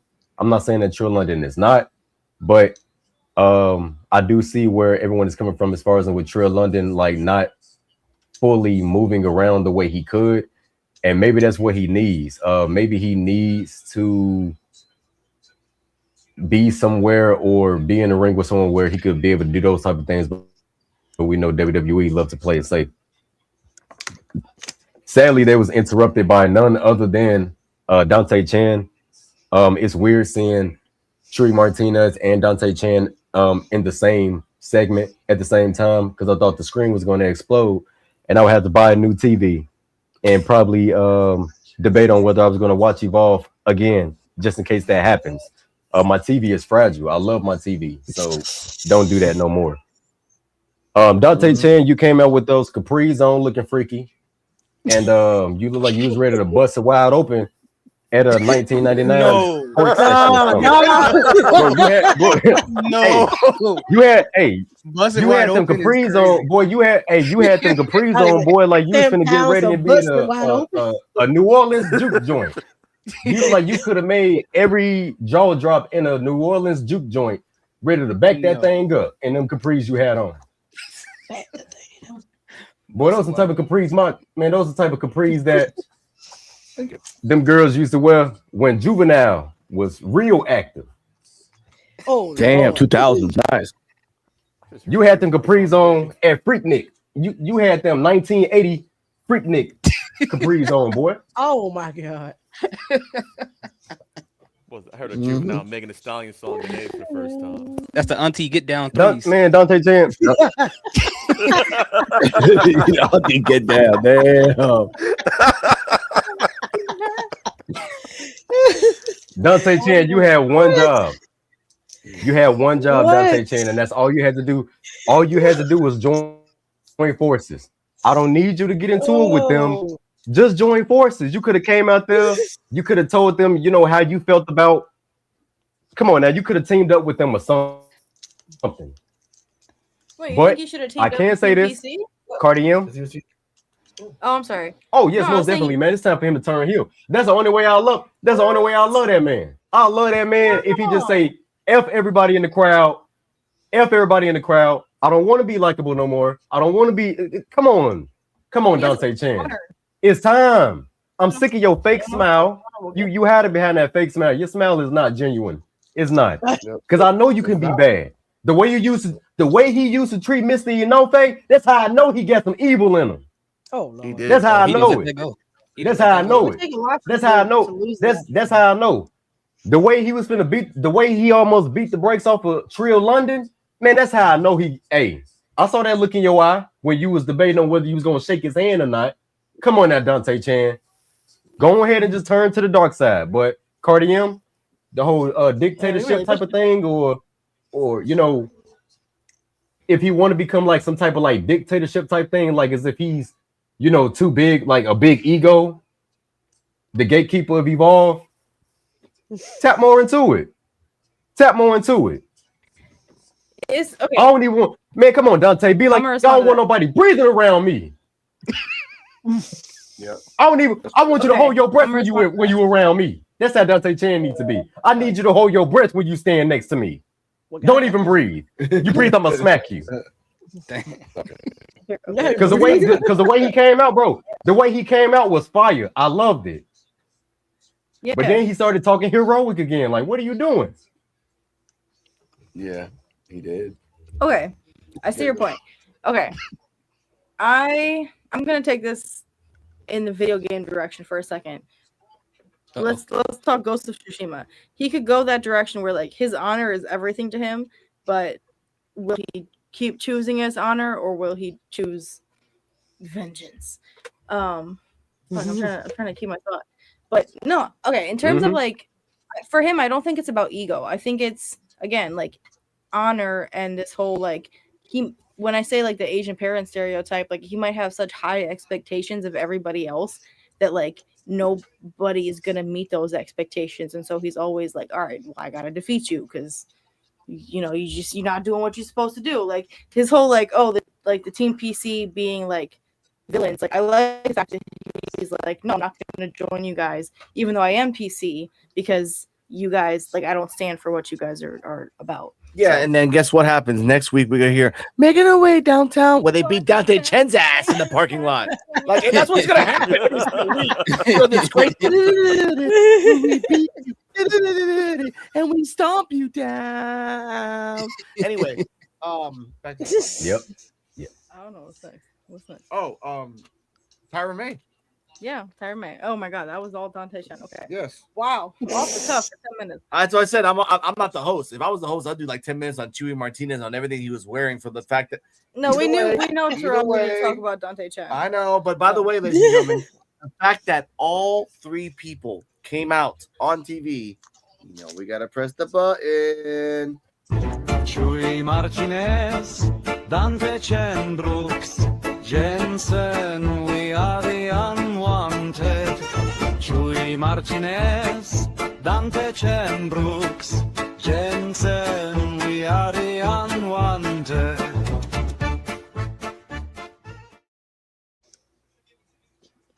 That's so short. And a word from our sponsors, guys. This is Spin Drift. This is non-alcoholic. And the word of our sponsors is Luca Crucifino. Do you want to be on that list? Oh my god. Cardi, take it away. Oh, I love this show. Every week is nuts. After that, oh yeah, Tyra May. Tyra May Steele. Yeah. Let's see. I remember. Yeah, go ahead. You go right. first, Alex. Tyra Steele says that she is glad that Kendall Gray is going to have to fight her in the final evolution. She acknowledges all of her acknowledgments, but since she's Tyra Steele, she says this. Good, but you're not a gold medalist. You're not a gold medalist. Her eyes bulging out of her lenses is so funny, man.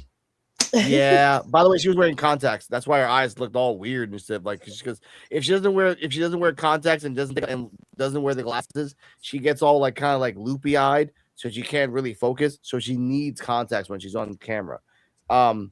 She says that you have an undefeated streak in amateur wrestling, Kendall Gray, but I have an undefeated streak in freestyle Olympic. So when the bell rings, I'm going to be different. Everyone thinks I'm all happy and everything, but once the bell rings, I'm different. And all that matters is the 1, 2, 3. Throughout the whole time, all she needed was to put the USA mouth guard in her mouth and then look straight in the camera. I just thought about that now. It would have been menacing. But other than that, she doesn't use it anymore. She does it. But the fact when I saw this promo, I would have put money on bets and said, yeah, Kendall's losing the belt tonight. Tyra's going to murder her. Because now she's focused. She's not playing around. And that's the scary part when Tyra stops playing around. But the fact of that, here are these thoughts. Your thoughts on this promo of Tyra May Steele. Yeah, just really quick. I agree with everything you said. You literally took the word out of my mouth. I thought about the mouthpiece too at the end of it. And I don't know why I'm like this, but when I started cutting the promo, even though it was really good, I was like, how is he not itching with all that glitter on?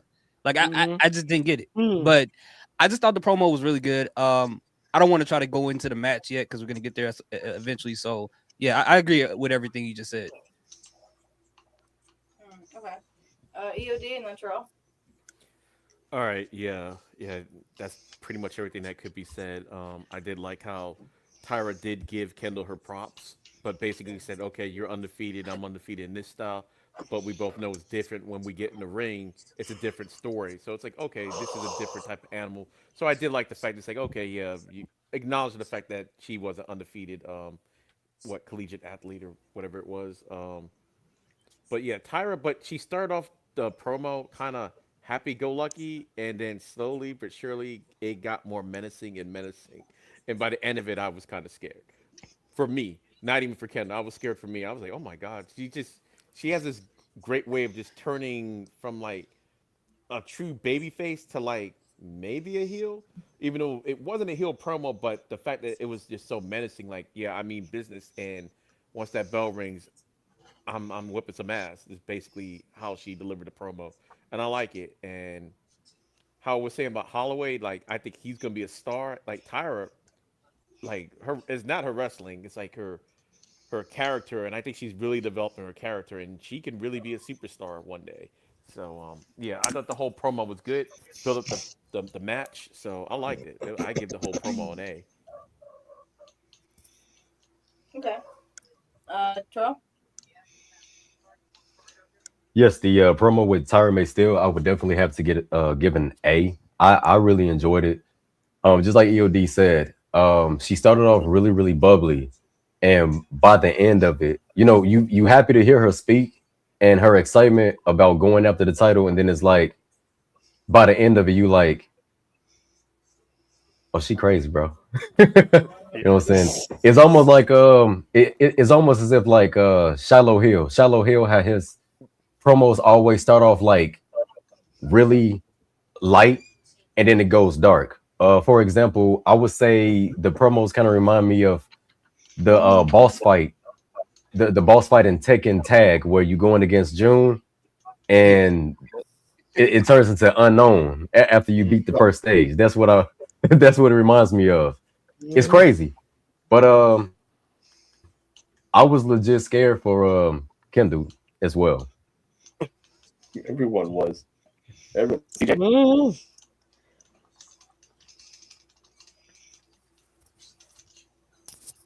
Your turn, TJ. Oh, yeah. It seemed like she got that little side of it where you don't want to mess with when she get mad though. But I liked the promo though. But yeah, I wish she still had that mouth guard though to show them more intensity from her. Intensity from her. But yeah, I actually believe that she would have won. tonight that in that match too. But yeah, I like the promo. I get that A. Okay. Before we get to the main event, because I think that's actually everything. Before we get to the main event, let me check. It's upside down. There you go. We have, I think, yeah. After that is the main event. What? I'm checking my notes. Oh, okay. One thing I missed from the Harley Riggins match, real quick, is commentary said that Tate Wilder got removed by Timothy Thatcher because he's not medically cleared to appear. Oh, you talked about that. Okay, I'm sorry. I was out playing with the cats. Yeah. Okay. Check everything. I do like that. Okay, so this is the main event, right? Like, we're talking. Yeah. About Before we get to the main event, we have a special segment. The backstage segment with they did the Timothy Thatcher. Was there another segment? That's it. No, that's it. Tyra May still enters. She does the thumbs up, and I like that as she goes around the entire ring, by the way, and then she gets to the VIP, and Wendy Chu and Lainey Luck are there, and they do like this back to back, like or side to side thumbs up thing. So that was cool. And then they get in the ring. You know, they both have their entrance, and Mike Rome is the new announcer, by the way. Bless Forgot to his mention heart. that. And yes, bless his heart for pausing after one fall, and you can see the love he has in his eyes after he does it every time. It's like one fall and he does like the ooh baby, don't never like this tilt his head.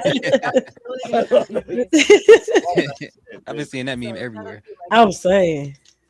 He's home here. Yeah. I mean, Alex wasn't happy about it at first when he found out, but at least he does the pause. I'm like Mike Rome is like NXT and like main roster. Like he went all the way down to Evolve. So did Kelly Kincaid.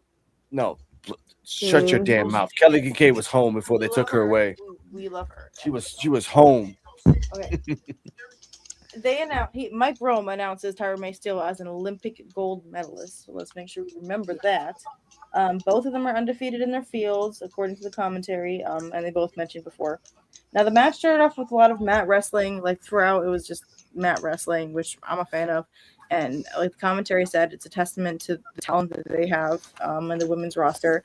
And I was saying to Alex, I think last night when we were watching this, like, 2026 is going to be the year for women's wrestling. Mm-hmm. So I really hope they don't fumble the ball. Please do another Women's Evolution pay-per-view this year. Thank you. Yes. Hire me to book it. Anyway. Come on. Give it to us. So, yeah. Alex also counted how many times that Tyra May Steele tossed Kendal Gray. Suplex City. 6 times. 6 times. During this match. But Kendal wins and becomes a legend by being undefeated in Evolve. And after that, they do a thank you, Kendal Gray promo with big moments. So we'll get back to that. I'll share my thoughts first, and then we'll go around. Okay. Like I said, in terms of my thoughts on the booking, part of me was a little disappointed that Tyra May still didn't win, but I understand that like Kendal Gray has been wrestling in Evolve, I'll say, wrestling in WWE for much longer. They're never going to mention this again, but she was on NXT before she went to Evolve. I do like that she mentioned that, Evolve was her first home. So, like, she was on NXT. She tossed Miles Bourne in the air, like Alex said, but Evolve was her first home. Let's go. I'll say something. Yeah, this was a very good match. This match lasted 13 minutes, 45 seconds. Great. And this was Tyra May Steele's best match to date because she doesn't have a long match. So she had to stretch this out with commercial breaks. I want to put that out there. EOD and I didn't say this in the Evolve effect, but saying it now in my head, when she did and I'm going to coin this, the Buns of Steel, because her name is Steel, actually makes total sense. And again, Terrell, CJ Wolfie, hear these thoughts. Coach, we love you, Coach, wherever you are. EOD knows this. I hate booty finishers. I hate where you use your booty as a finisher. It's just a cheap knockoff. It's a cheap pop out. I hate it. However, this was not a finisher, so that's one. Two, she did it. Like she kind of like Kendall Gray was kind of running into her into the turnbuckle, and she just like hit her with the butt. And after she did that, she started slapping and punching her butt and with a straight demon face while doing it. And that scared the crap out of me, ladies and gentlemen. That, Naomi, that, Jada Parker, is what you gotta do if you use your butt. Like, that brings fear in people's eyes. Not be like, oh, yeah, ooh, sexy. No, I was like, oh, please don't do that. Like, you can break a wall with that. You can break a door. If you ran to a door, you probably break a door. I like that. Also, she could break some drywall like it's not like but I will say this. This was a great match and a showing for Tyra. Sosa's coming out. Yeah, I see. Yeah. Oh, good for her. I'm late. Yeah, Ricky Sosa coming out right now. Oh, Ricky Sosa's coming out. Damn it. This is the... I'm on the best shade promo. Ricky Sosa, bang, bang. I think it's gonna come on now. I'm late. Yeah, he coming out. He coming out now. I'll find that clip. Yeah, he come. Hold on. I love that song, Ricky Sosa. It's a good ass song. It's French and Belgian. It's awesome. Anyway, back to that. Speaking of Ricky Sosa, just for one quick second, did you ever see Ricky Sosa when he went? I think it was in last month. He went after the ID title against Cappuccino Jones. I didn't know that. I didn't. I'll have to find that. Yeah. I'll have to find that match. That match. Yeah, that match is actually really good. It's on YouTube. Okay, I'll find it. Because like again, the music really is hot. good. I was telling Cardi, like once it comes out in the main TVs, they're gonna pick his ass up real fucking quick. Just for the music alone, like the music hits. But back to this match. Kendall Gray adapted to this match back and forth. When she was trying to do mat wrestling, losing, she switched it up. When she's trying to do the switch up, she switched it up. And I love that if she did a arm wrestling match or arm bar match against Tyra May Steele, there's no way she was gonna win. There's no way. Tyra May Steele's shoulders looked like freaking Brock Lesnar. Okay, I was like her. I'm looking at Tyra May Steele like she's jacked. She big, like there's big and there's jacked. I'm like, holy crap. So her losing, fine, but they came the title, winning that way. I was telling Cardi M, they made her into an Asuka. Asuka left NXT undefeated, technically, and vacated the title technically by injury that was fake. She left undefeated, and that's what matters. If there's gonna be a Mount Rushmore and Evolve, Kendall Gray is up there right now. At least. We'll talk about Jackson Drake later at another time. But that's all I gotta say about that. Hear these thoughts? Thoughts on the match? Oh yeah, I give this match an A. A plus. I rarely give A pluses. A plus. Thoughts on the match, post match, and everything else. Yeah, I agree. I give it an A plus too, because when we were talking about who could face Kendall Gray and probably beat her for the title, I was like, I want to see a match between her and Tyra May Steele. And the fact that Timothy Thatcher mentioned that at the beginning of the show, I was like, oh, we getting this tonight? I was excited. I already knew what it was going to be. It turned out to be everything I thought it was going to be. And just like you said, Alex, with Kendall Gray throughout the match, she just kept evolving her moveset little by little to try to adjust to Tyra May Steele, because when the match first started, Tyra May wouldn't let her go. She couldn't get away from Tyra May Steele. So she had to find other ways to try to kind of keep the distance, but also to try to beat her with mat wrestling. And I like that Kendall Gray does that. She likes to go up for the challenge. But overall, I thought this was a really, really good technical match. I kind of am with Cardi a little bit. I understand why they did this, but I kind of did want to see Tyra May Steele win. But I get why they did it with Kendall Gray. Like you said, they put her on Mount Rushmore for Evolve. But the only reason why I wanted Tyra May to win, because whoever beats her, it would have been like a passing of some side of like torch of this is the person who finally beat Kendall Gray, and the person that beats Tyra May Steele, it will be something to move on to the next person. But overall, I love the match. I thought it was really good.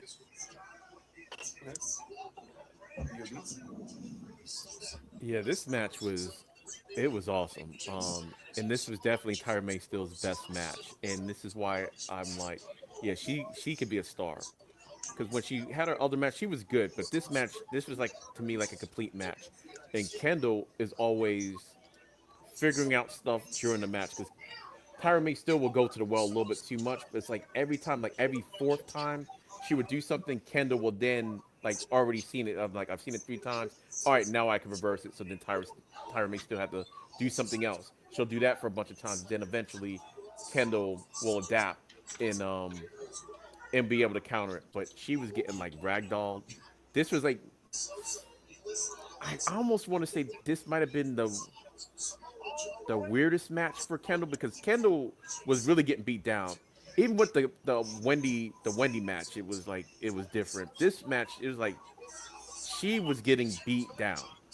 PJ Vaza didn't do this to her. It was like just Tyra is just such a great wrestler, and that that booty bump that she did is like I thought she almost broke her in half with that. All she did was to jump up, and then Tyra was just like, I thought she was about to finish her off, like right then and there, right after. She just had this look like a killer after she did that. Like, nah, this is still you're not getting through this. And it wasn't really a move. They do need to get. I do like the name Buns of Steel. I do think they need to make it a signature or something. But yeah, she just basically Damn just did right. it as a defensive move.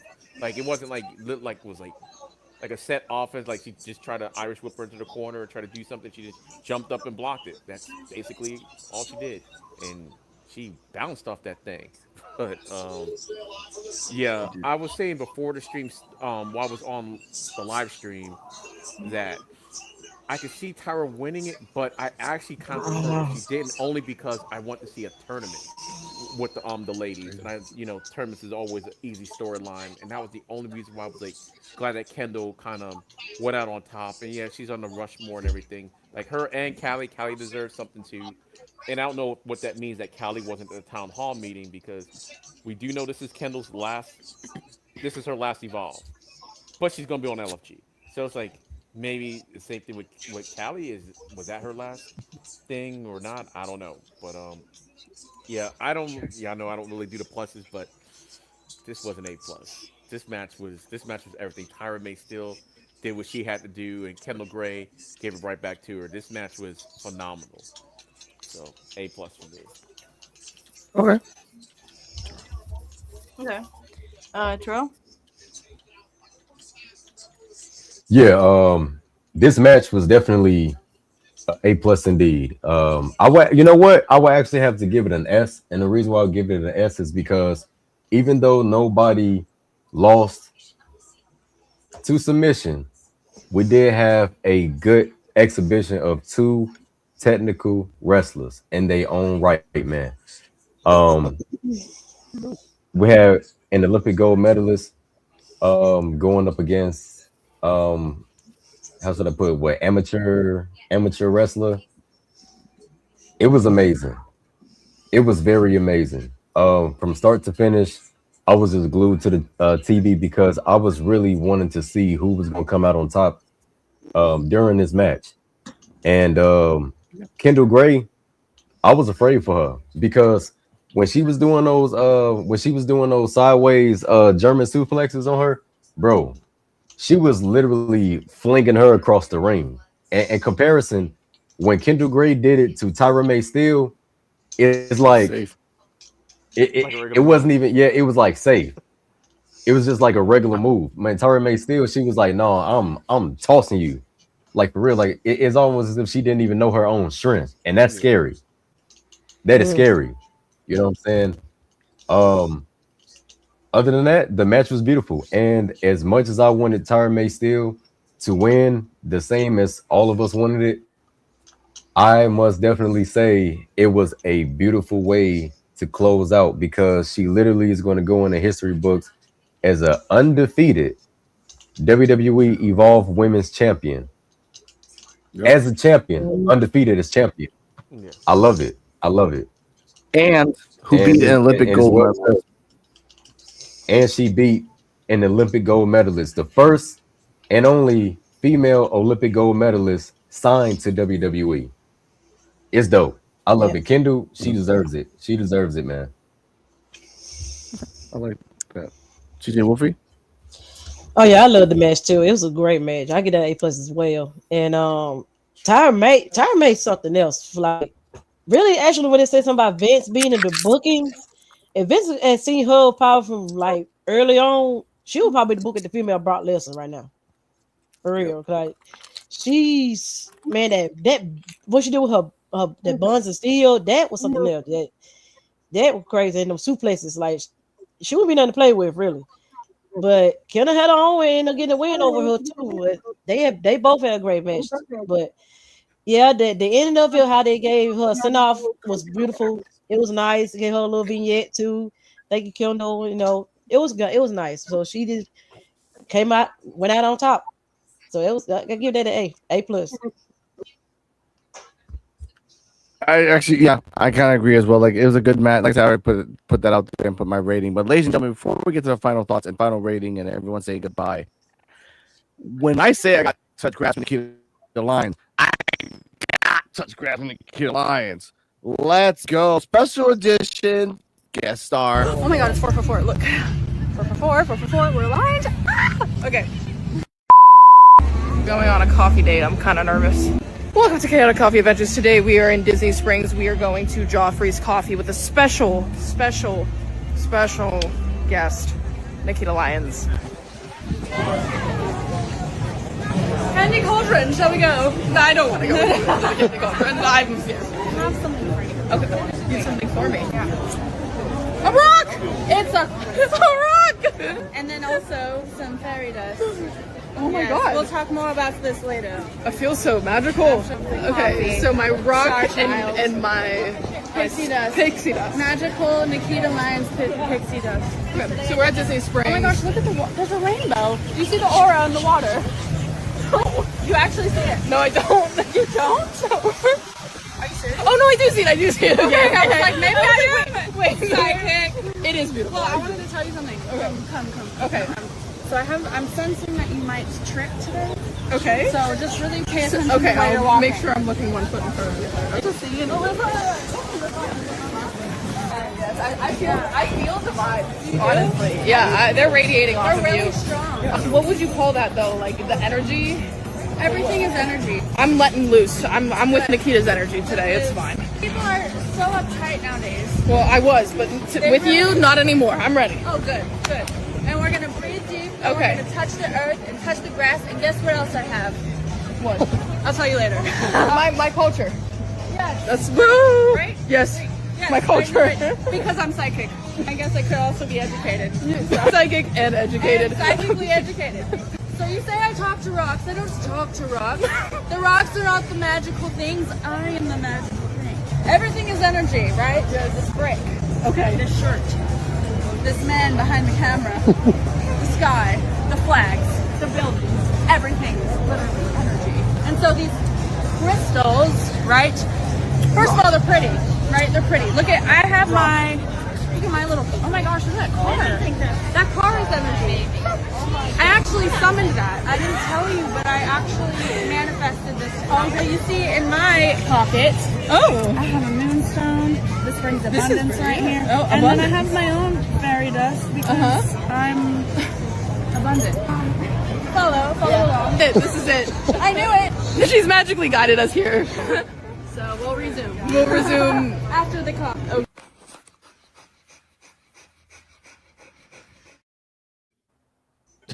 Is the dog okay? Yeah. I hope the dog's okay. Really hope the dog's okay. But let's go around the board and see what happened here. Here are these thoughts. Touch grass when Nikita Lyons. Thea Hale was hostage. Yeah, it was funny too because she said I got something else, and we'll talk about that later. I thought that was pretty funny. But you know, Nikita Lyons, you already know she's entertaining no matter what she does, and every time she has these touch grass videos, she always proved that. So, a new video from Nikita, I'm never mad at that. I don't know. EOD. Yeah, it was pretty entertaining. I saw like a little bit of it earlier. I don't know. I feel like playing a RPG now. Like I don't know, with all this talk about magical and summonings and stuff like that. I kind of want to break out the PlayStation 5 after the stream. But yeah, Nikita is so entertaining. I'm glad that more people have warmed up to Nikita Lyons now. Because yeah, she's super entertaining. And Thea Hale is giving out the breaking the fourth wall with some of those looks she was giving the camera. But yeah, it was entertaining. I like the fact that they do these things, that they all are using their social media accounts. Theoretically, theoretically, I think she does something too. I think it's called like theoretically Thea or something like that. I don't know, but it's pretty cool. So okay, Terrell. We definitely know who the cameraman was because that shadow gave it away. That silhouette gave it away. But no, touch grass with the kitty lions is always entertaining as always. And I will say, we know what was in the bag, and maybe the dog had a taste of it, but you know they make some. They also have some for dogs too. So yeah, Yeah. you know what I'm saying? Yeah. CJ. It was entertaining. I say that it is entertaining. And yeah, Nikita's something else with these videos that she does every week. But then yeah, I hope the dog's okay. Though. But yeah, it was Oh, the entertaining. dog is the dog is more than okay. That dog is more than okay. August is Mars. Trust and He's believe that. fine. I'll be Charlotte, he's fine. But Trust and yeah. believe he is. He is. Yes. But yeah, it's an entertaining segment. It's an entertaining little video. Okay. All right.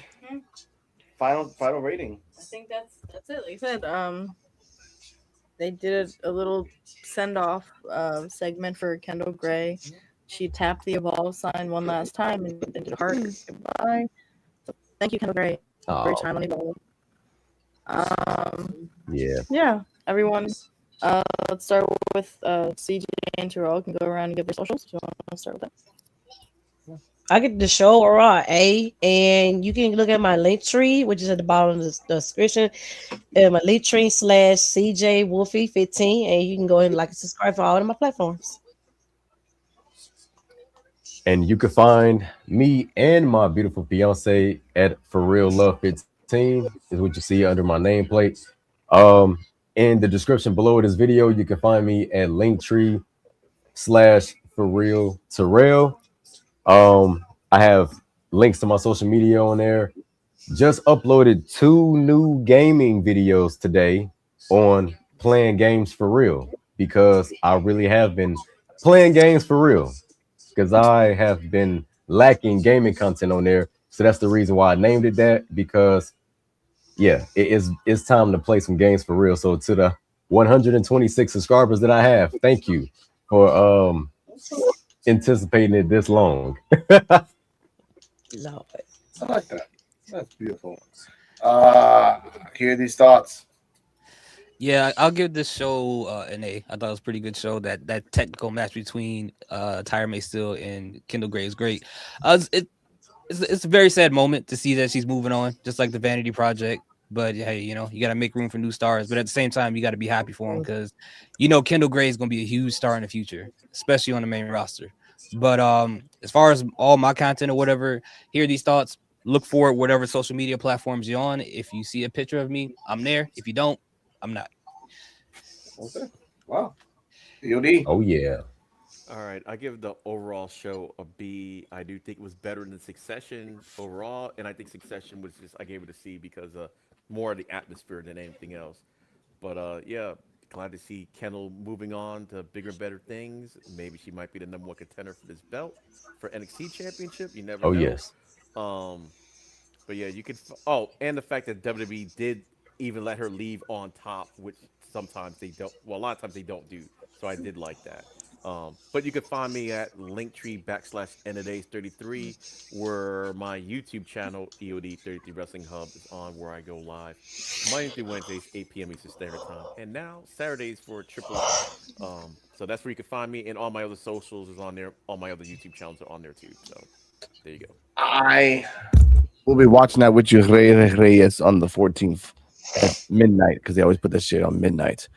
You can find us on Rican Reactions, RICANREACTIONS, on the road to 5,000, or to be monetized with 700 hours. Either or. And find us at PUWF Wrestling, PUWF Wrestling on YouTube. Also, check out the Evolve Effect on Wrestling Soup and Friendos. You can check us out. But Cardi M, the host, the divine mistress of the night. Say what you got to say. Oh, okay. You can find me on Instagram at Cardal Muhammad. Check out coming soon a Garden of Thought episode with Evil Dose. That'll be cool. Surprise topic. And also, I forgot what else I was gonna say. Totally forgot. Oh yeah, if we get 100 likes on this video, which that I know it's crazy. But no, I want to do like a MTV style, MTV Crib style episode of The Forest, because we're on day 130. We've beaten the boss. Well, now we just have like 10 home bases. We've just been chilling. Yeah. So if anybody wants to see that, let us know, and we can start streaming The Forest. Because yeah, we have also been playing games. Just one game, because my controller, I have a PlayStation 4 controller, and every button has died. The L1 button has died. The square button has died. Lord. The analog sticks, they creak like a freaking old woman wheelchair. Oh my god! I'm like, oh my god. Either way. Oh Lord. Life is make sure to subscribe and everyone else. Have fun, stay healthy, stay happy. Luca Cristofino, if you need help, there are programs to help you. Cheer Martinez, 87. The steps you take to your Waffle House next to your house, and everyone else. We love you guys. We'll see you guys next week. Saturday, I don't know if there's gonna be a PWF wrestling. We never really know. It's Saturdays, but we'll see you next week. Goodbye, everybody.